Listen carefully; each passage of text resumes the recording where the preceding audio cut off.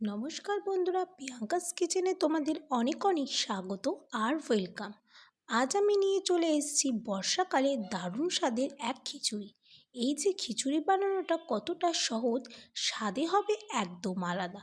বৃষ্টির দিনে যদি গরম গরম খিচুড়ি খেতে কার না ভালো লাগে, আর তার সাথে যদি একটু পাঁপড় ভাজা হয় তাহলে তো জমেই যায়। দুপুরে কিংবা রাতে তার স্বাদ হবে একই। চলো বন্ধুরা, স্কিপ না করে দেখতে থাকো আমি এই খিচুড়ির রেসিপিটি কেমন করে বানাই।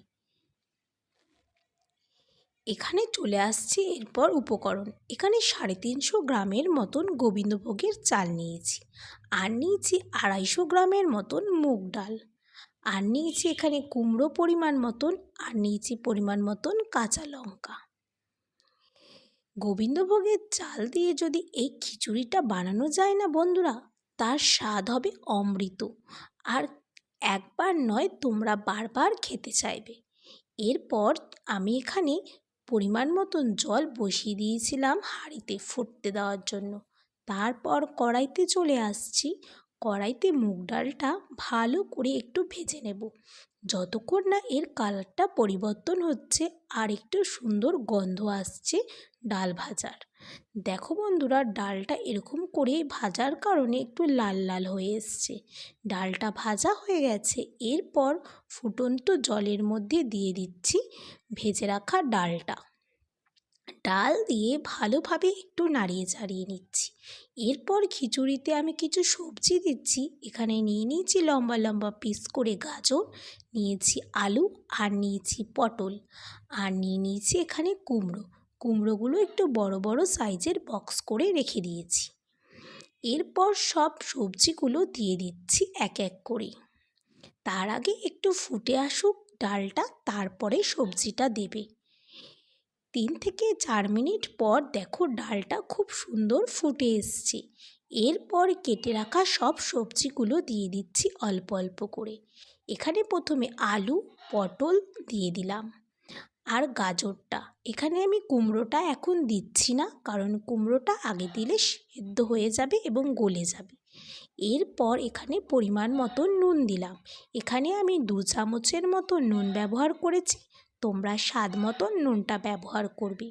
দিয়ে একটু নাড়িয়ে চাড়িয়ে নিয়ে আবারও ফুটতে দিয়ে দেবো 7 থেকে 8 মিনিটের জন্য। 7 থেকে 8 মিনিট পর গোবিন্দভোগের চালটা সব দিয়ে দিলাম। গোবিন্দভোগের চাল দিয়ে ভালোভাবে নাড়িয়ে চাড়িয়ে নিচ্ছি। দেখো বন্ধুরা, দিয়ে এরকম করেই আবারও ফুটতে দিয়ে দেব 10 থেকে 15 মিনিটের জন্য। 10 থেকে 15 মিনিট পর কেটে রাখা কুমড়োগুলোও দিয়ে দিচ্ছি। তোমাদের কাছে যেরকম সবজি থাকবে সেরকম সবজি দিয়ে তোমরা করবে খিচুড়িটি। খিচুড়িতে যদি একটু সবজি দাও বন্ধুরা, এর স্বাদ হয় দ্বিগুণ। এরপর দিয়ে দিচ্ছি কাঁচা লঙ্কা বাটা। খিচুড়ি একটু ঝাল ঝাল হলে খেতে লাগে অসাধারণ, তাই এখানে 2 চামচের মতন কাঁচা লঙ্কা বাটা দিয়েছি। এখানে 5 থেকে 6টা কাঁচা লঙ্কাকে বেটে আমি দিয়েছি। দিয়ে ভালোভাবে নাড়িয়ে চাড়িয়ে নিচ্ছি। এরপর একটি বাটির মধ্যে 1 চামচের মতন হলুদ দিচ্ছি, দিয়ে পরিমাণ মতন জল দিয়ে একটু গুলিয়ে নিচ্ছি। হলুদটা আমি এরকম দিচ্ছি যাতে ডাইরেক্ট হলুদটা দিলে কি হবে, হলুদটা চাক চাক থেকে যাবে, এতে অসুবিধা হবে হলুদটা গলতে। তাই আমি এরকম করে গুলিয়ে নিলাম, দিয়ে দিলাম। দিয়ে আবারও নাড়িয়ে চাড়িয়ে নিচ্ছি এরকম করেই। দিয়ে ফুটতে দিয়ে দেবো 10 থেকে 15 মিনিটের জন্য। 10 থেকে 15 মিনিট এরকমই ফুটে এসছে। এরপর দিয়ে দেব 1/2 চামচের মতন আদা বাটা। আদা বাটা দিয়ে আবারও একটু নাড়িয়ে চাড়িয়ে নিয়ে এরকমই ফুটতে দিয়ে দেব।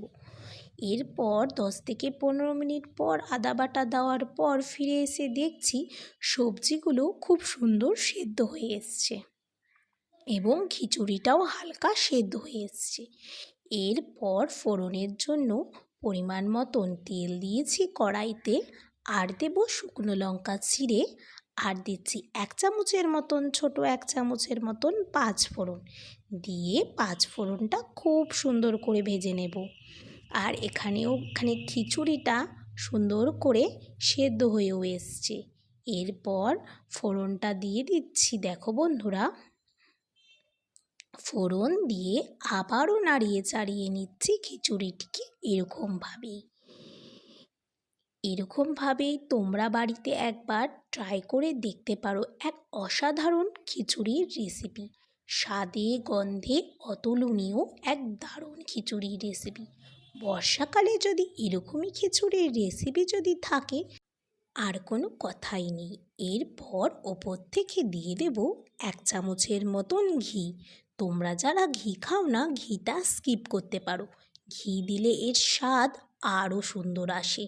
দিয়ে ঢাকনা দিয়ে ঢেকে দিয়েছিলাম 10 মিনিটের জন্য ঘিটা দিয়ে। এরপর নাড়িয়ে চাড়িয়ে সার্ভ করে নেব খিচুড়িটিকে। তোমাদের কেমন লাগলো আমার এই খিচুড়ির রেসিপিটি আমাকে কিন্তু অবশ্যই কমেন্টে জানিও।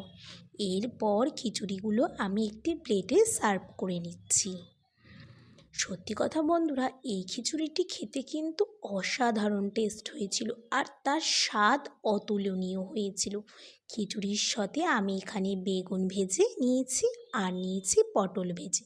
তোমরা নানা রকম ভাজা দিয়ে খেতে পারো এই খিচুড়িটি। এরপর সুন্দর করে সাজিয়ে নিচ্ছি বেগুন ভাজা, পটল ভাজা আর কাঁকরোল ভাজা। আর তার সাথে দিয়ে দিচ্ছি পাঁপড় ভাজা। পাঁপড় ভাজা হলে তো আর কিছুই লাগে না, খিচুড়ি তো একদম দারুণভাবে উঠে যায়।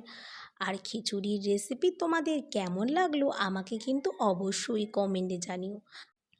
আর এই খিচুড়ির রেসিপিটি একটি দাদা কমেন্ট করে বলেছিল, বোন খিচুড়ির রেসিপি দাও। তাই সেই দাদার জন্য আমি এই খিচুড়ির রেসিপিটি শেয়ার করলাম। থ্যাংক ইউ সো মাচ গৌরব দাস এত সুন্দর একটি কমেন্ট করার জন্য।